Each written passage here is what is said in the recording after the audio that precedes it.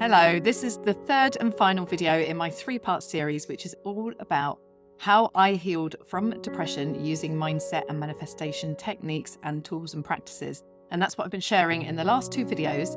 And this is the final one. If you are feeling this way, or you are just looking to improve the quality of your life, the quality of your mind, the quality of your thoughts, and to manifest what it is that you want, whether that is healing, health, whether that is healing from depression, whether that is just creating something completely different in your life, then I think you're going to like this video. Before I start, I do want to caveat. If you are someone that is suffering from depression at the moment, first of all, I am sending you so much love and so much healing. These videos that I've created in no way intend to be a diagnosis or to even give you medical advice. I'm not a doctor, I'm not a psychologist, and I'm not a therapist. I strongly urge and encourage you to do whatever it is that's right for you to take care of your healing, but it is my intention that these videos can supplement whatever it is that you choose to do, that they can act as a support, as a guide, as additional tools to help you heal faster and with more ease and with more self-love and with more self-compassion. So if this is the first time you are on my channel, if this is the first video you're watching and you are interested in how I healed and me sharing my journey of healing from depression, then please make sure you go and watch the last two videos. I'll leave the link in the description box so that you can go and check those out. My name is Kirsty Kamarauskas, and I'm actually here to help you unlock your mind, unlock your power, and unlock your potential so you can create a business and life that you are dreaming of. So welcome to this channel if you haven't been here before, and welcome back if you have already watched the other two videos and you are here to watch this last final video. In the first video, I talk about the journey that I went on and some of the foundational tools that I really needed to do in order to start this healing process for myself. In the second video, I talked about more of the manifestation techniques that I used and working with law of attraction to manifest the healing and also to manifest the results in my life that I wanted to. And here are just 5 more tools along those same lines that you can use anytime. You don't have to be suffering from depression or going through any deep anxiety. That you can use these tools to better your life in any condition, but they are still 5 tools that really helped me on my self-healing journey from depression. So number 1, and this one is so crucial just for day-to-day life anyway, is learning to regulate my emotions. So learning to not allow myself to get swept in the spiral when my emotions started spiraling.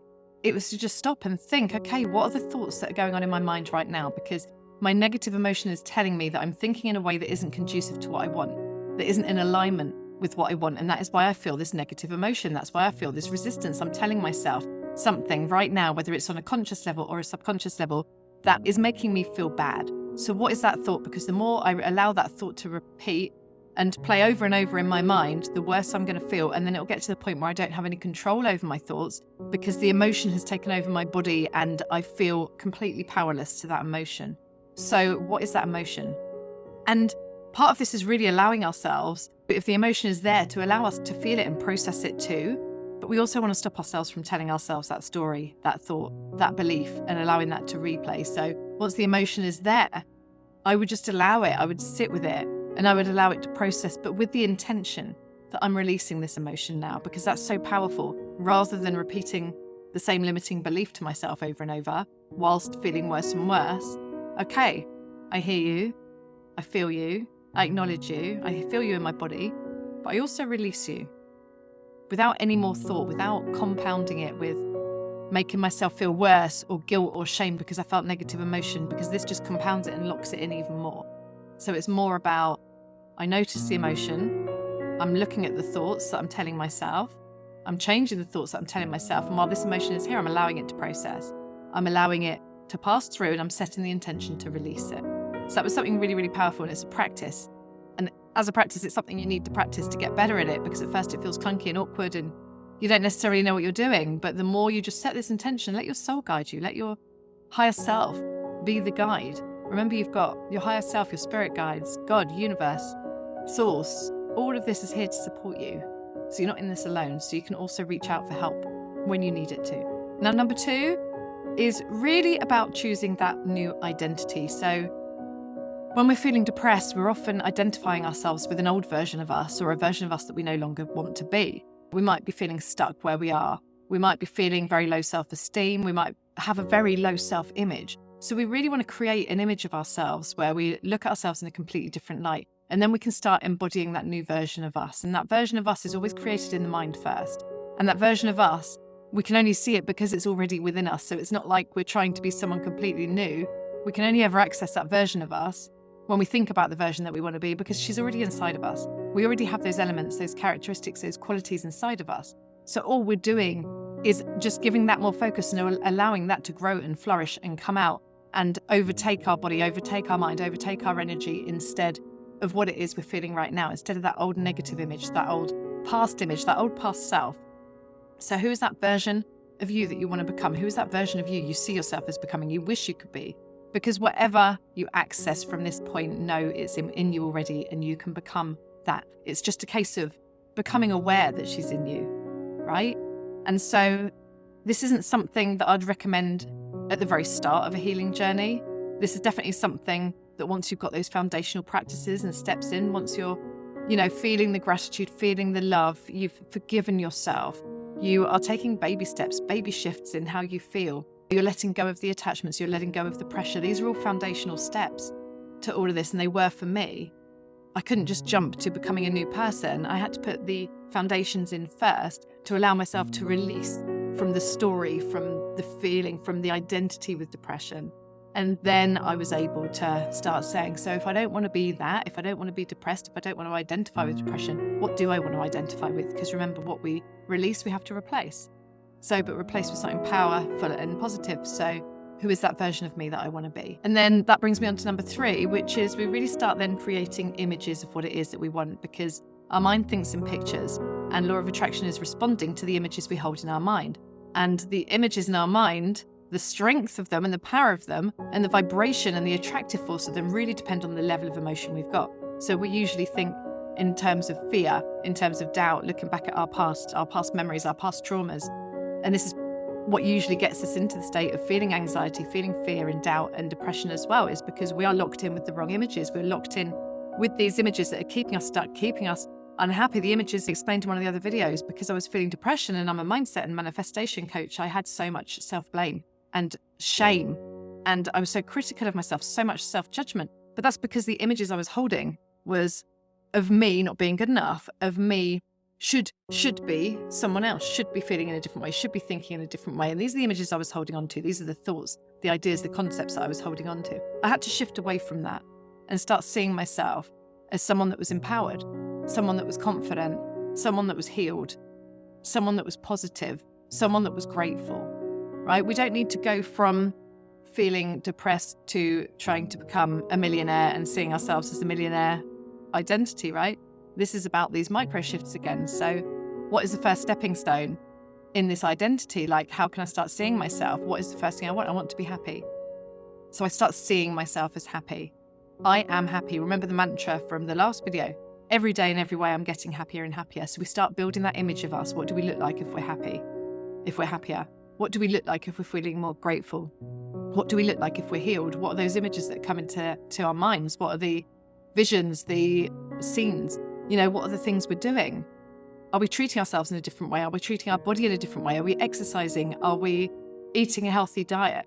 And these are all things that help with depression, of course. They're not necessarily the things I've been talking about, because I've been talking about mainly mindset and manifestation. But, let's talk about this, like treating our body in a way that is healing, that is nourishing, that is giving our body what it wants, is going to be really, really, really helpful. Because when we're feeling depressed, it's not just in our mind. We're actually feeling those emotions in our body, and we're putting our body through some trauma. It's going through some traumatic experiences. It's going through every time we relive a memory and it's negative and we feel a strong emotion, we're putting our body through that as if it's going through it right now. And our subconscious mind doesn't know the difference in time. It doesn't know present and past. It just thinks everything is now. So every time we're going back to those old memories and replaying them, we're putting our whole body and mind through it as if we're experiencing it right now. So we could experience it 1,000,000 times instead of one time, because we keep replaying it over and over and over, right? How can we take care of our bodies when we move our body, when we exercise this healed, happy version of you? Is she exercising her body? Because when we exercise, we're flushing through that energy. We are processing emotions, right? I used to love going for a run if I was like feeling pissed off or fed up. If I was fed up, I'd like to go to the gym, because it changed my physiology, it changed my emotional state, it changed my energy. It was so powerful in shifting my vibration and shifting my state. So what does that version of you do? The healed, happy, grateful version of you do? What is she doing with her body? How is she feeding her body? Is she sat there comfort eating all the things that she doesn't want to eat, or is she filling it with nutrition or more nutrition? We don't have to be perfect at this. It's just, how can I give myself a bit more than yesterday? How can I be a bit healthier? Maybe I can throw in a banana today. Maybe I can throw in a green smoothie today, and then still eat the things that are making me feel better because it's what I feel I need, right? How can we start? So, which leads me on to the next one. But before I get that, is behavior and actions. But before we get there, going back to the self-image and identity and seeing yourself as this version of you, we want to lock that in by visualizing. This really, really helped me, visualizing that outcome, visualizing myself at the end result, visualizing myself having healed myself. What did I look like? And just keep replaying that over and over, because our mind doesn't know the difference between real and vividly imagined. When there's emotion involved and we're experiencing it as if we're experiencing it, the mind actually thinks it happened. Remember what I just said about replaying old memories over and over again? We can experience the trauma a million times because we replay it in our mind. Well, we can do the same thing with the healing journey. We can replay ourselves being healed over and over and over again until our body catches up, until our subconscious catches up, until it is our reality, because we're practicing it, we're mentally rehearsing it. And whatever we mentally rehearse is being brought into our life through law of attraction anyway. We are manifesting that result through our mind, through our body, through our actions. So then this brings me on to the next one, which is the behavior. What are those behaviors? And again, when I was depressed, I didn't want to do big moves. I didn't want to do massive things. It was overwhelming to do too much. And sometimes I'd feel more inspired, but it was still too overwhelming to do big things. So what are those little things? Like I said, have a banana. Like, do a 10-minute yoga practice this morning to move my body and be kind to my body, because this is what the healed version of me would be doing. What are those other micro shifts, those micro behaviors, those micro habits that you could just stack on top of each other? One little habit, one little movement, one little action at a time, because these compound.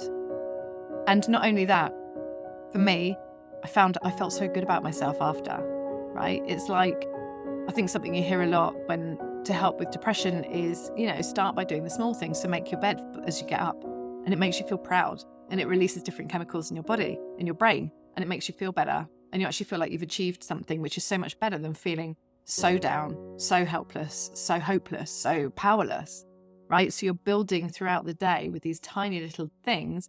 You're building your sense of achievement. You're building your sense of self-worth. You're building your sense of building momentum and creating a day that you want to create. You're building your sense of being in control, taking control back, right?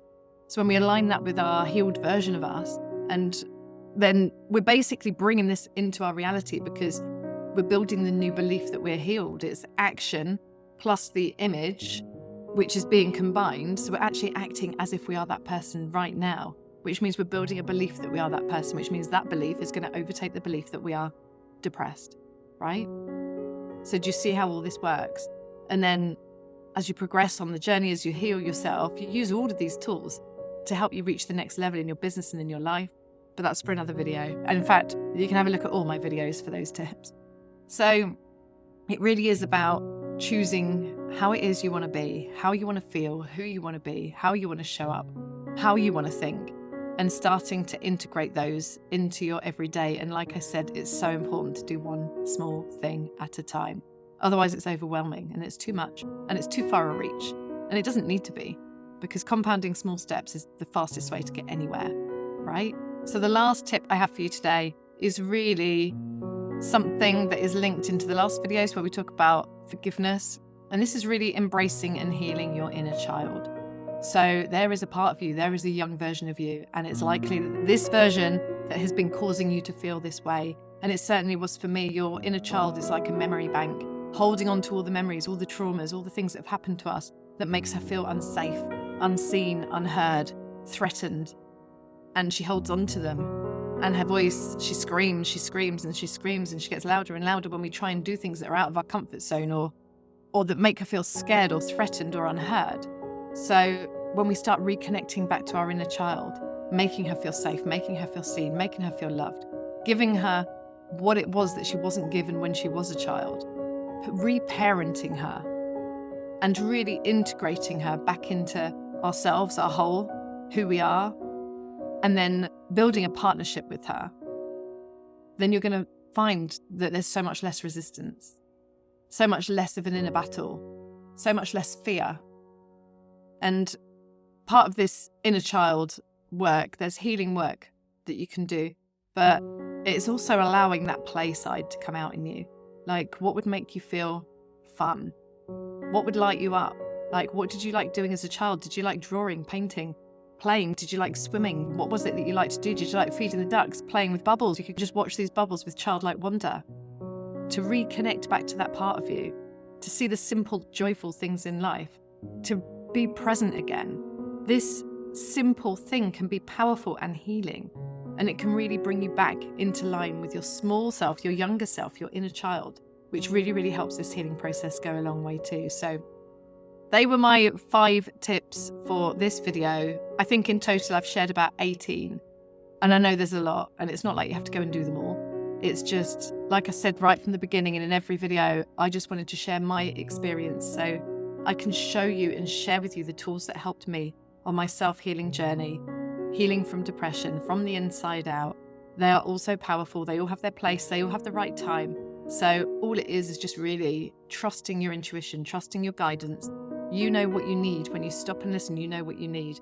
And ultimately, the biggest thing is if you need support and you need help, then please go seek it. Don't be ashamed. Don't be embarrassed. There's nothing wrong with you at all. It's just time to get a bit of extra support in whatever way that looks like to you. So again, I just want to take the time to send you so much love. There is light at the end of the tunnel. You are worthy of healing. You are worthy of living a life that you love and being happy and being fulfilled. And it can happen, and you do have the power to change it. Make sure you get the help that you need in whatever form that is. And just use these videos as something to add to that, to give you extra tools for your toolkit, to give you a little bit of extra support. So sending so much love. If you like this video, I would really appreciate a like so that we can spread it across more people that might be looking for this content too.